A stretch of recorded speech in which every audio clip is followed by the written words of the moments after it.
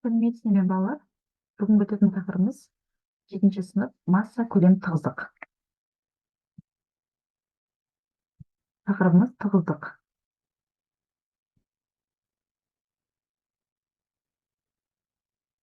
Жалпы тығыздық дегеніміз бұл ро әрпімен белгіленеді.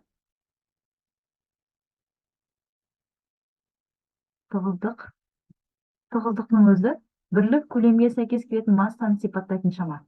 Физикада формуланы оқыған кезде бірінші бөлімі айтылады және алымы. Яғни тығыздық дегеніміз бірлік көлемге сәйкес келетін массаны сипаттайтын шама.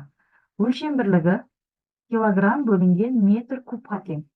Есеп барысында көбінесе бізде грамм бөлінген сантиметр куб беріледі.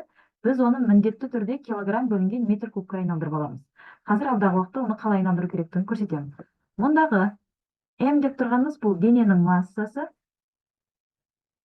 Массаның өлшем бірлігі килограмм. Массаны біз мына формуладан түрлендіріп алатын болсақ, бөліміндегі көлем, яғни бөлініп тұрған шама, теңдіктің екінші жағына өткенде көбейту болып өтеді. Сонда тығыздық көбейтілген көлем болды. Массаның негізгі өлшем бірлігі килограмм деп тұрмыз. Есеп барысында грамм, миллиграмм, тонна деген сияқты есеп өлшем бірліктер берілуі мүмкін. Біз оны килограммға айналдырып аламыз. Келесі В деп тұрғанымыз бұл көлем. Көлем негізгі өлшем бірлігі метр куб. Көлемнің өзін біз тығыздықтың формуласынан түрлендірсек, бөлімінде тұрған шаманы анықтайтын болсақ, екеуінің орны ауыса салады. Сонда масса алымда тұрған шама өзгермейді, бөліміне ро келіп жазылады. Бұл формуладан бөлек көлемнің біз бірнеше формуласын қолдана аламыз. Мысалы, кубтың көлемі десек, біз ол А куб деп анықтаймыз. Тікбұрыштың көлемі десек, біз ұзындығын, енін және биіктігінің көбейтіндісі арқылы анықтаймыз. Немесе сол сияқты көлем дегеніміз бұл ұзындық, аудан мен қалыңдықтың көбейтіндісі арқылы анықталады.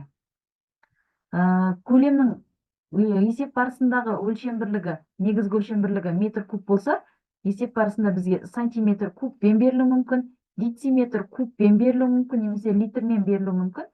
Біз оның барлығын метр кубке айналдырып аламыз.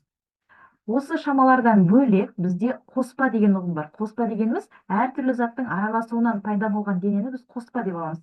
Енді осы қоспаның тығыздығын анықтау керек десе, қоспаның тығыздығы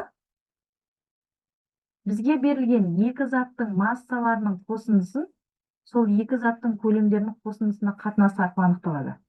Біз қоспаның тығыздығын сол екі заттың тығыздығының қосындысына тең деп ала алмаймыз. Бізде ешқашан мынандай формула болмайды. Сондықтан қоспаның тығыздығы деп біз тек қана мына формуланы ғана қолданамыз. Сонда мынау қоспаның тығыздығы. Оның да өлшем бірлігі килограмм бөлінген метр кубқа тең деп анықтай аламыз. Енді жаңа айтып өткеніміздей, грамм бөлінген сантиметр кубты килограмм бөлінген метр кубқа айналдыруымыз керек. Ол үшін 1 грамм бөлінген сантиметр куб дейміз. Мынау алдында тұрған бірдің орнына кез келген шама болуы мүмкін. Мына бөлшекті сыздық.